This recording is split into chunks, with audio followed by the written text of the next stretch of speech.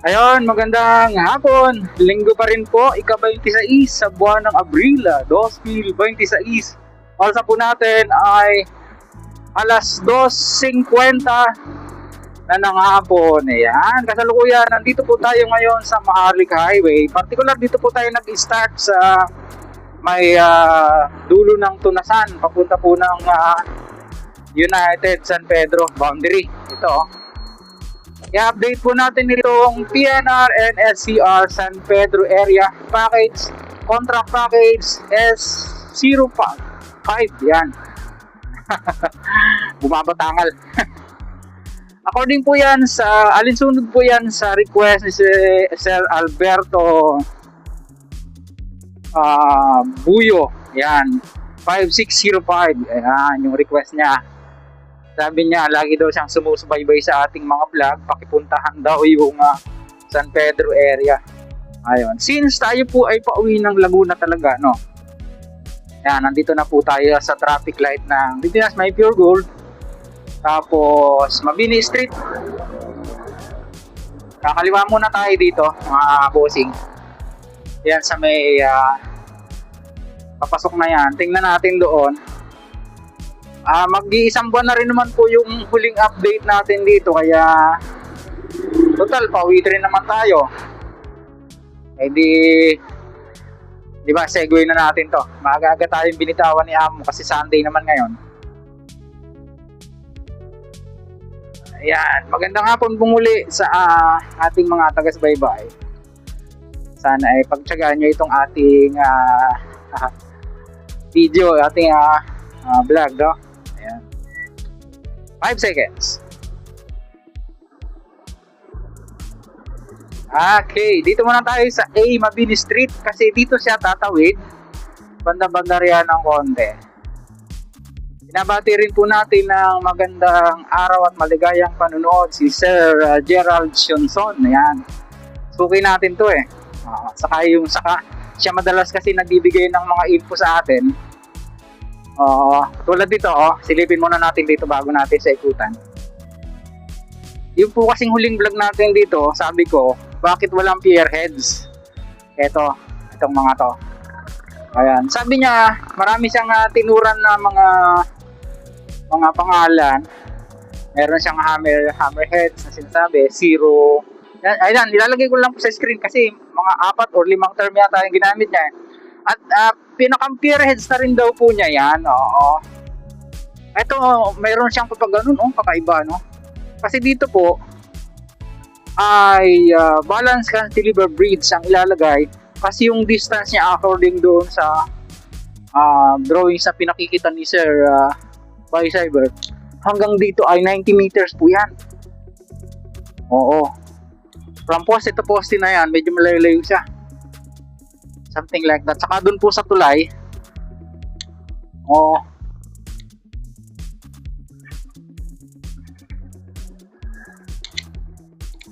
Tingnan natin dito. Dito tayo sa kabila. Napagkalalaki nga naman. Ito ano to? Ito na po ay kontrata na po ito ni Hyundai Dong-A. Itong lugar na ito. Ito pong, yan, papakita ko lang sa inyo isang yan. Transition pier po yan. Kasi from doon sa mga segmental box girder, tatawid siya ng balance cantilever bridge. Kaya kakaiba po siya. At the same time, dyan din po hiwala yung package, contract package S05 papunta rito, saka po yung S04 papunta doon sa Palabang. Oo, ayan. Ayan, di ba? So, para po ating lubos na maunawa ay pupunta po tayo dun sa San Pedro Bridge para dun po natin siya kuhanan ng aerial shot.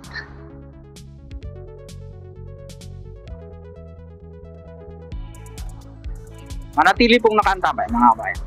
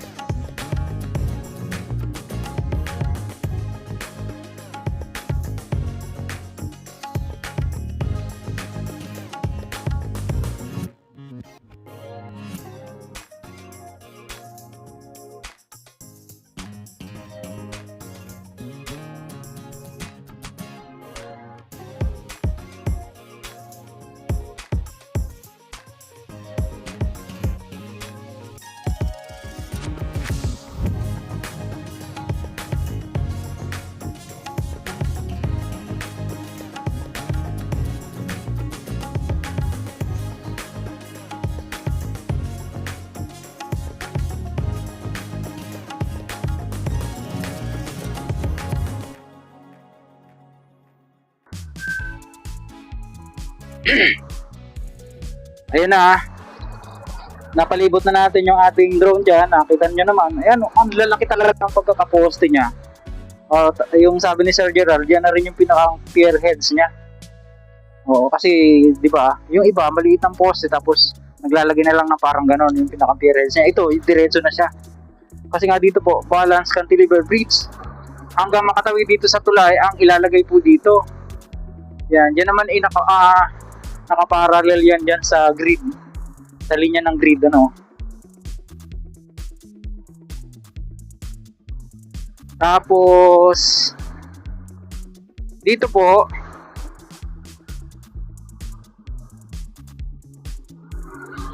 ayan, dito sa kabilang bahagi, silipin lang natin.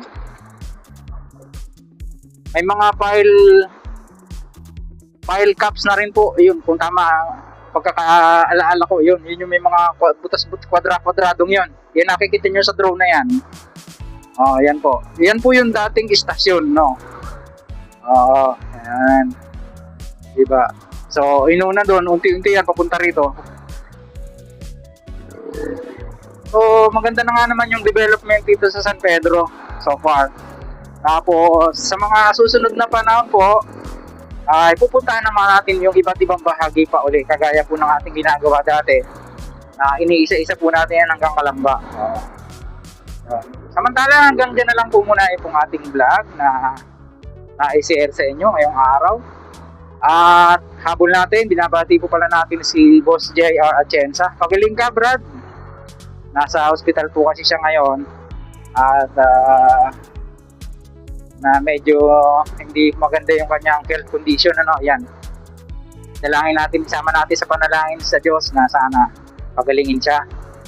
At sa mga gustong mag-abot ng tulong ay yun, sa mga gusto lang. Samantala, hanggang dyan na lang po muna. Maraming salamat po sa inyo pong pagsubaybay na muli sa ating vlog. Yan, medyo kakaroon na ng build up dito. Baba lang naman. Baba ng sakayan ng mga pasahero. Sa mga ngayon lang po na pag-awi sa ating munting channel, sana huwag niyong kalimutang mag-like at mag-subscribe. Pakipindot po ang notification bell para lagi po kayong updated anytime na upload po tayo ng video. Ito po muli si Kabayang Alex, lagi nagpapaalala. Mag-ingat po tayo, lagi tayong manalangin magpasalamat sa Diyos. See you po on my next vlog and really. Assalamualaikum.